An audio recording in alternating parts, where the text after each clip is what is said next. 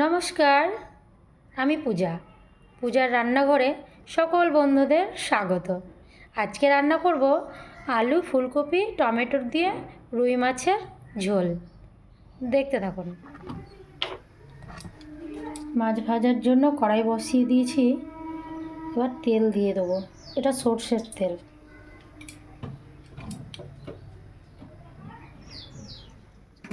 তেলটা খুব ভালোভাবে গরম হয়ে গেছে, একদম ধোঁয়া বেরিয়ে গেছে তেল থেকে। এবার মাছে হলুদ আর লবণ আগে থেকেই মাখিয়ে রেখেছিলাম, সেটা দিয়ে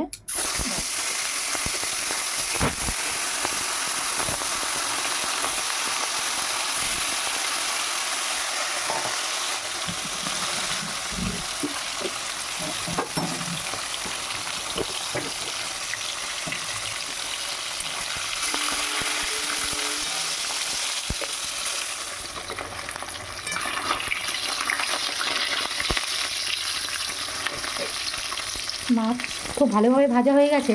এবার তুলে নেবো মাছটা।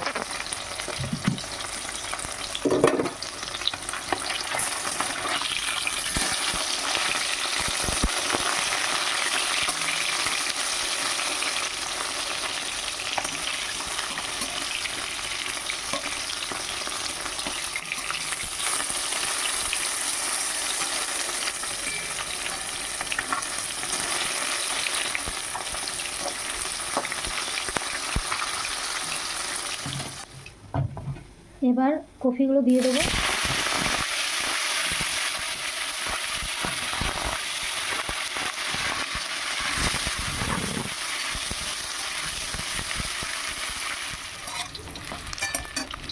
ফুলকপিটা খুব সুন্দর করে লাল লাল করে ভেজে নিয়েছি, এবার তুলে নেবো।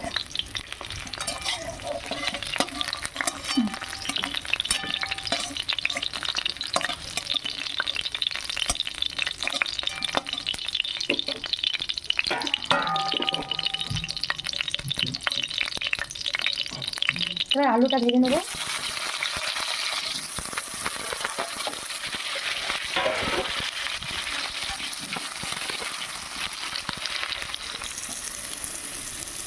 আলুটা যখন ভাজবেন তখন একটু লবণ আর একটু হলুদ দিয়ে দেবেন, তাহলে আলুটা ভাজার সময়তেই সেদ্ধ হয়ে যাবে অনেকটা, আর খেতেও ভালো লাগবে।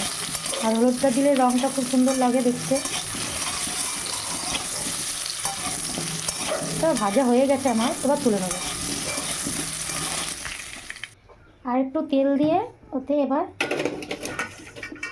পেঁয়াজ কুচিগুলো দিয়ে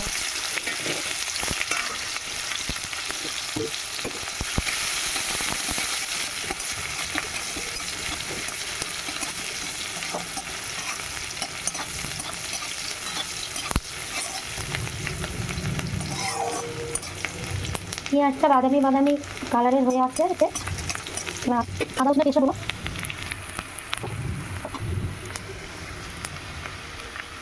আদা রসুন আমি মিক্সিতে পেস্ট করে নিয়েছি।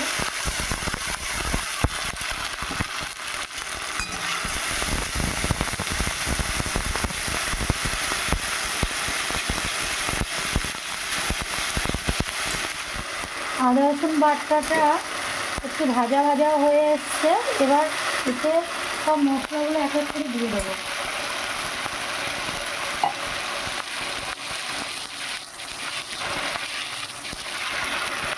প্রথমে হাফ চামচ জিরে গুঁড়ো দেবো,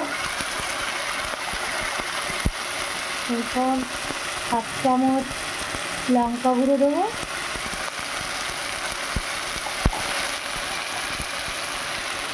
হাফ চামচ ধনে গুঁড়ো,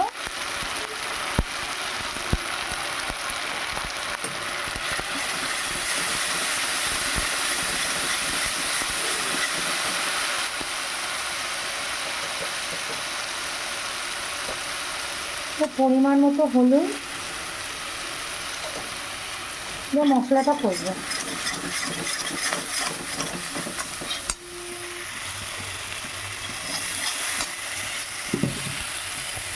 মশলাটা অল্প অল্প তেল ছেড়ে এসছে, এরপর দিয়ে টমেটোর কুচি দিয়ে দেবো। এখানে দুটো টমেটো আছে, এবার এটা নাড়াচাড়া করবো। টমেটোটা যতক্ষণ না নরম হয়ে আসছে ততক্ষণ মশলাটা আমি করবো। পরিমাণ মতো লবণ দিলাম,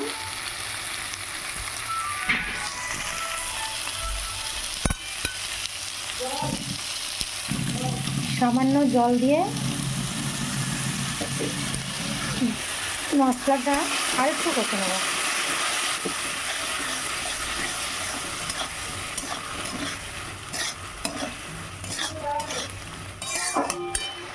মশলাটা থেকে এবার তেল ছেড়ে এসছে, এই পর্যায়ে আমি আলু আর ফুলকপিগুলো দিয়ে দেবো।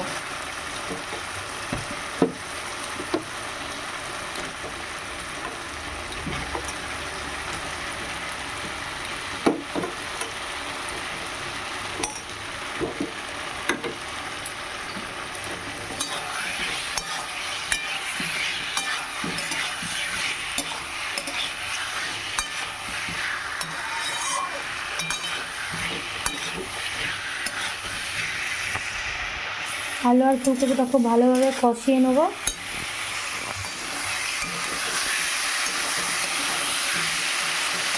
আলু ফুলকপি থেকে তেল ছেড়ে এসছে, এটা খুব ভালোভাবে কষানো হয়ে গেছে। এবার এখানে গরম করে রাখা জল আমি দেবো।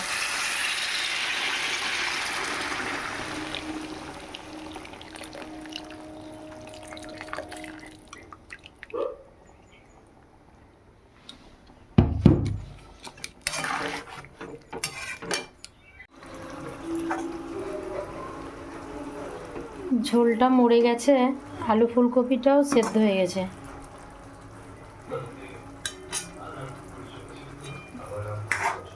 এখান থেকে একটু তরকারি আমি তুলে নিয়েছি আগেই। রান্নাটা কমপ্লিট হয়ে গেছে, এবার এটা পুরোটা নামিয়ে নেব। আর একটু ঝোল আর এক পিস মাছ আমি এটা এখান থেকে আগেই তুলে নিয়েছি।